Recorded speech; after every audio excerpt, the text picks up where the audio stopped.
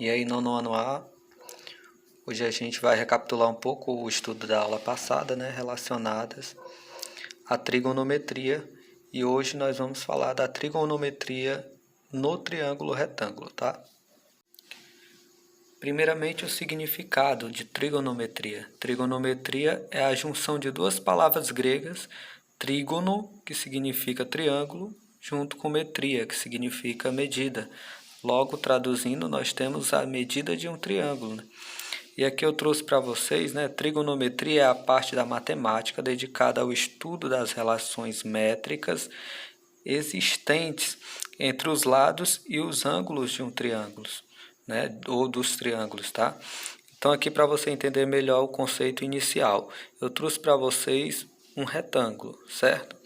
E se nós dividirmos esse retângulo ao meio, como eu fiz aqui, nós vamos obter dois triângulos, que são chamados triângulos retângulos, porque eles vieram de um retângulo, tá? E o que você sabe da característica de um triângulo retângulo? Um triângulo retângulo, ele tem o quê? Um ângulo de 90 graus, não é isso? E os outros dois ângulos que nós temos aqui, este ângulo com este ângulo, juntos, os dois, têm que somar 90. Então, isso significa que esses dois ângulos aqui são dois ângulos complementares, porque eles somam 90 graus. Você precisa lembrar da soma dos graus de um triângulo. Se esse é 90, os outros dois também devem somar 90, ok? O que você já viu de relações métricas, né, em um triângulo retângulo? Muito bem para você que responde o teorema de Pitágoras, tá? Então, se nós analisarmos aqui esse triângulo retângulo, o que nós temos aqui no triângulo retângulo? Nós temos aqui a hipotenusa, né? O que é a hipotenusa mesmo? A hipotenusa é o lado que está oposto ao ângulo de 90 graus, ó, o maior lado do triângulo. E os outros dois que nós temos aqui é chamados de cateto, certo? Eu tenho um cateto aqui e tenho outro cateto aqui. Ó, até aqui tudo bem, porque você já viu o teorema de Pitágoras. E como é mesmo? O teorema de Pitágoras é o quê? Cateto elevado ao quadrado mais cateto elevado ao quadrado, e isso resulta na hipotenusa elevada ao quadrado.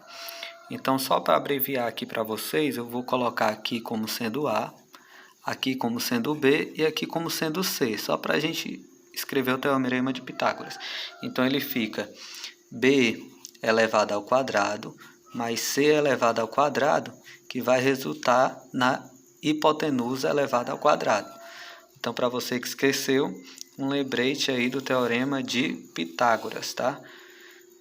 Pronto. E aí, nós vamos continuar. Qual a diferença agora que nós temos lá do teorema de Pitágoras, que eu acabei de citar, para quando eu vou estudar a trigonometria no triângulo retângulo?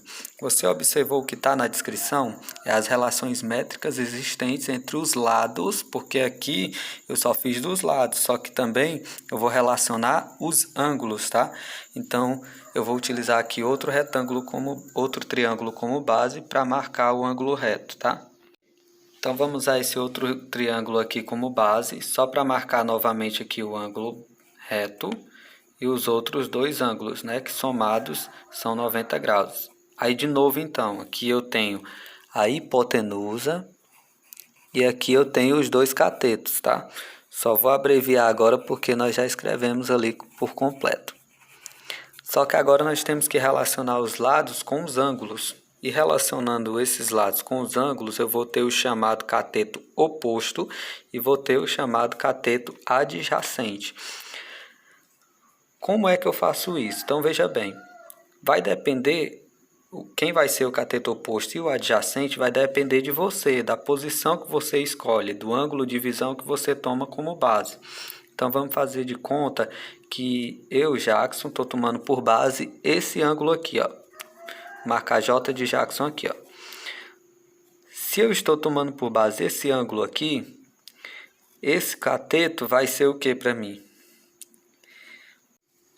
Esse cateto vai ser o meu cateto adjacente, porque ele está na mesma linha do meu ângulo de visão aqui, ó. E esse cateto eu vou chamá-lo de cateto oposto, porque ele está do lado oposto do meu ângulo de visão, entendeu? Então ele se torna o cateto oposto e esse que está na mesma linha do meu ângulo de visão se torna o meu adjacente, tá bom? A hipotenusa ela sempre será a hipotenusa sempre vai estar de frente do nosso ângulo reto, tá? Mas Jackson, e se eu tomasse como visão, este ângulo aqui iria mudar? Aí iria mudar. Se você olhasse para esse ângulo aqui, esse daqui agora não seria o cateto adjacente, e sim ele se tornaria o oposto. E esse daqui seria o cateto adjacente. Se eu olhasse para esse ângulo, mas nós estamos tomando por base esse ângulo aqui, tá bom? Então, por isso essa diferenciação. Você vai olhar no triângulo, vai ver qual ângulo que você vai destacar, que você vai escolher, e aí você vai tomar por base para descobrir quem é o cateto oposto e o cateto adjacente àquele respectivo ângulo.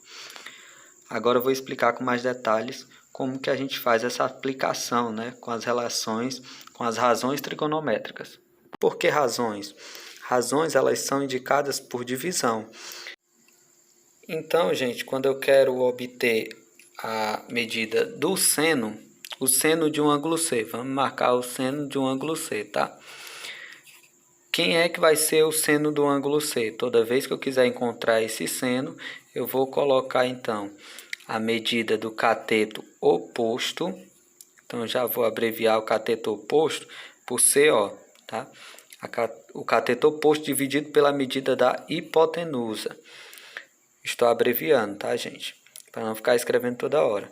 Então, a medida do seno C, o ângulo C, vai ser o cateto oposto pela hipotenusa, tá? Sempre é assim, seno, cateto oposto pela hipotenusa. Marca para memorizar. Quando eu vou falar do cosseno, outra coisa, tá, gente, que eu não falei. A abreviatura de seno é sen e de cosseno é cos, tá? Então aqui vai ser o cos do ângulo C, que significa cosseno do ângulo C, tá?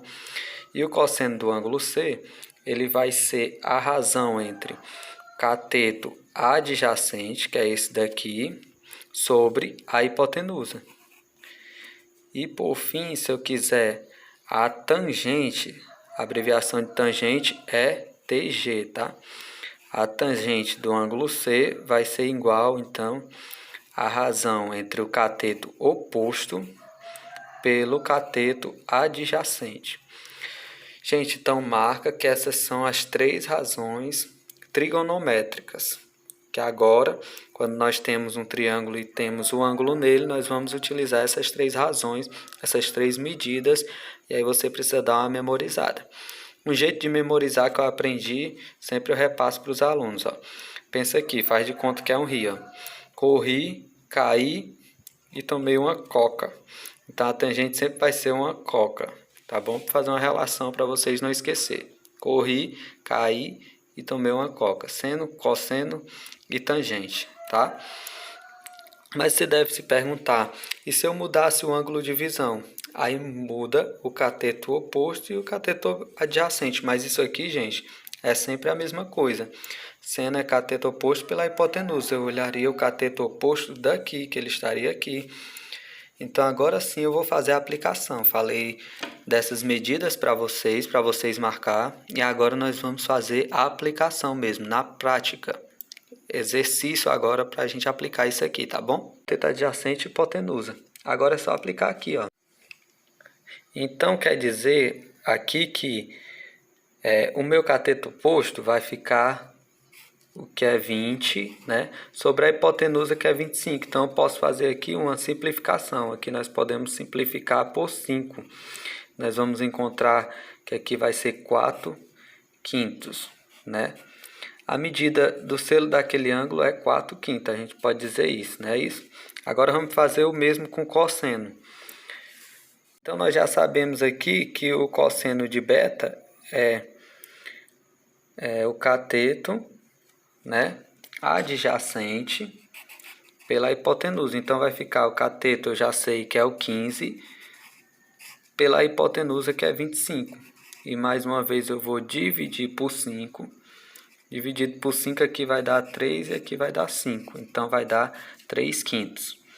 E agora, para obter a tangente do ângulo, a gente faz o cateto oposto, que é a coca, né, pelo cateto adjacente. Cateto oposto é 20 e o cateto adjacente é 15, né? Então, a simplificação por 5 novamente, eu vou encontrar 4 e 3. Então, 4/3. Então, vocês sabiam que se eu pegar a medida desse 4/5, certo? E eu dividir pela medida do cosseno, que é 3/5, olha o que acontece. Você lembra do método ping-pong, quando eu digito duas frações, o método mais rápido, ó. Eu multiplico isso por esse, que vai resultar em 20, e eu multiplico esse por 3, que vai dar 15. Ah, mas 20 quinzeavos ainda não deu nada. Vamos simplificar? Vai dar para simplificar por 5, né? Por 5. Então, isso aqui vai ficar 4/3. Você consegue relacionar agora essa medida aqui com alguma coisa que eu vejo aqui, ó? Aqui, ó, a tangente, ó. Então, isso quer dizer que quando eu divido o cosseno daquele ângulo pelo cosseno do mesmo ângulo, toda vez que eu divido, aliás, o seno pelo cosseno, eu obtenho o tangente. Então, era só eu fazer isso aqui que eu encontraria esse. Já é uma relação trigonométrica que eu vou falar mais pra frente, mas eu estou adiantando para vocês nessa aula, tá bom? Então, por essa aula a gente vai deixar nisso, tá bom? Na próxima aula a gente vai ver um exercício um pouco mais difícil, porque esse foi um pouco fácil, né, gente? É isso aí.